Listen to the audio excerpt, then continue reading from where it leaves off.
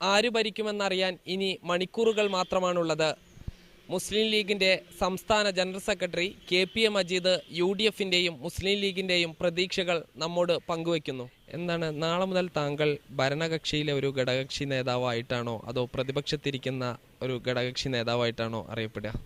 അല്ല, അതൊരു തിരഞ്ഞെടുപ്പ് കഴിഞ്ഞ് വോട്ടെണ്ണി കഴിഞ്ഞിട്ട് അക്കാര്യങ്ങളെപ്പറ്റി പ്രതികരിക്കാവൂ. ഞങ്ങളുടെ ഒരു ഇതുവരെയുള്ള തിരഞ്ഞെടുപ്പ് പ്രവർത്തനത്തിൻ്റെ രീതിയും തിരഞ്ഞെടുപ്പുള്ള പോളിങ്ങിൻ്റെ കാര്യങ്ങളൊക്കെ നോക്കിയാൽ UDFന് തിരിച്ചു വരാൻ സാധ്യത ധാരാളമാണ്. പക്ഷേ പുതുതായിട്ട് വന്നുള്ള BDGS തുടങ്ങിയുള്ള NDA സഖ്യത്ത് വന്ന പല ഗ്രൂപ്പുകളുണ്ട്. അവരുടെ വോട്ടുകളെ സംബന്ധിച്ച് പൊതുവെ രാഷ്ട്രീയ പാർട്ടികൾക്കൊരു ശരിയായൊരു കണക്കില്ല. അപ്പോൾ അവർ പിടിക്കുന്ന വോട്ടിനനുസരിച്ചാണ് LDF UDFൻ്റെ വിജയം കിടക്കുന്നത്. അതുകൊണ്ടാണ് അപ്രതീക്ഷിതമായ ചില അഭിപ്രായങ്ങളും എക്സിറ്റ് പോളും കാര്യങ്ങളും ഒരു അവ്യക്തതയും നിലനിൽക്കുന്നത്. അതുകൊണ്ട് ഇതിപ്പോൾ നാളത്തെ തെരഞ്ഞെടുപ്പിൽ വോട്ടെണ്ണൽ കഴിഞ്ഞാൽ അക്കാര്യത്തെ സംബന്ധിച്ച് ഒരു വ്യക്തത വരുത്താൻ പറ്റുള്ളൂ. അതാണ് പൊതുവെയുള്ള സ്ഥിതി. അതായത് പല മണ്ഡലങ്ങളിലും, അതായത് നിർണായകമായ മത്സരങ്ങൾ നടക്കുന്ന, ശക്തമായ മത്സരങ്ങൾ നടക്കുന്ന ഇടങ്ങളിൽ NDA ആയിരിക്കും അവിടെ നിർണായക ശക്തി എന്ന് പറയാം. എന്നല്ല, NDA എത്രത്തോളം വോട്ട് പിടിക്കുന്നു എന്നതിനനുസരിച്ചായിരിക്കും ആ സീറ്റിലെ വിജയപരാജയങ്ങൾ. അതാണ് അതിൻ്റെ ഇത്. കാരണം അവരുടെ വോട്ടിൻ്റെ സംഗതിയെ സംബന്ധിച്ച് ഒരു വ്യക്തത ഇപ്പോഴും ഇല്ല.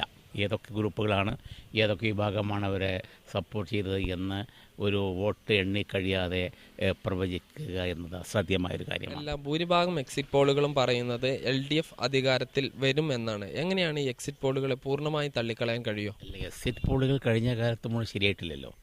ലോക്സഭാ തെരഞ്ഞെടുപ്പിൽ എക്സിറ്റ് പോള് LDFന് അനുകൂലമായിരുന്നു. ഈ കേരളത്തിൽ തന്നെ അരുവിക്കരയിലെ തെരഞ്ഞെടുപ്പിൽ എക്സിറ്റ് പോള് അവർക്ക് LDFന് അനുകൂലമായിരുന്നു. അപ്പം ബീഹാർ തെരഞ്ഞെടുപ്പെടുത്തിട്ടുണ്ടെങ്കിൽ വളരെ വാശിയോടുകൂടുന്ന തെരഞ്ഞെടുപ്പാണ്. ആ തെരഞ്ഞെടുപ്പിൽ BJP വരുന്നതാണ് എക്സിറ്റ് പോൾ. പ്രധാനപ്പെട്ടിട്ടുള്ള വിശ്വസ്തരായിട്ടുള്ള എക്സിറ്റ് പോൾ നടത്തിയിട്ടുള്ള സർവേകളൊക്കെ അങ്ങനെ വന്നത്. അതുകൊണ്ട് അത് ശരിയായിക്കൊള്ളുന്നില്ല. എന്നാൽ തെറ്റായിക്കൊള്ളണമെന്ന് പറയാൻ പറ്റില്ല. പക്ഷേ ശരിയായിക്കൊള്ളണം എന്നില്ല, പൂർണ്ണമായി ശരിയാവണമെന്നില്ല. പക്ഷേ ഞങ്ങളുടെ ഒരു പ്രതീക്ഷ UDFന് തിരിച്ചു വരാൻ കഴിയുന്നൊരു സാഹചര്യം ഇപ്പോഴുണ്ട് എന്നതാണ്. ഈ വ്യവസായികളെ നിർത്തിയത് പിന്നെ മുൻ വർഷങ്ങളിലുള്ളതിൽ നിന്ന് വ്യത്യസ്തമായ ഒരു ശക്തമായ മത്സരത്തിലേക്ക് കളമൊരുക്കിയിട്ടുണ്ട് എന്നല്ല, ലീഗിനെ മത്സരിക്കാൻ രാഷ്ട്രീയമായിട്ടുള്ള ഒരു കെൽപ്പ് ആ പാർട്ടികളില്ലാത്തത് കൊണ്ട് സ്വതന്ത്ര വേഷം കെട്ടി പല ആൾക്കാരും കൊണ്ടുവരാണ്. അത് രാഷ്ട്രീയമായിട്ട് തന്നെ ലീഗിനെ എതിർത്ത് പരാജയപ്പെടുത്താൻ കഴിയില്ലെന്ന് ബോധ്യമുള്ളത് കൊണ്ടാണ്. അപ്പോൾ കുറേ പണം ഇറക്കി ആളുകളെ പണം കൊണ്ട് വോട്ട് പിടിക്കാം എന്നുള്ള ലക്ഷ്യത്തോടു കൂടി ഉദ്ദേശത്തോടു കൂടി ഇറക്കുന്നതാണ്. അതിനെ മറികടക്കാൻ ലീഗിന് കഴിയും. UDF അധികാരത്തിലെത്തുമെന്ന് തന്നെയാണ് KPA മജീദും മുസ്ലിം ലീഗും വിശ്വസിക്കുന്നത്. ക്യാമറ പേഴ്സൺ വിപിൻ ജെയിംസിനൊപ്പം സാജിദ് അജ്മൽ, മീഡിയ 1 മലപ്പുറം.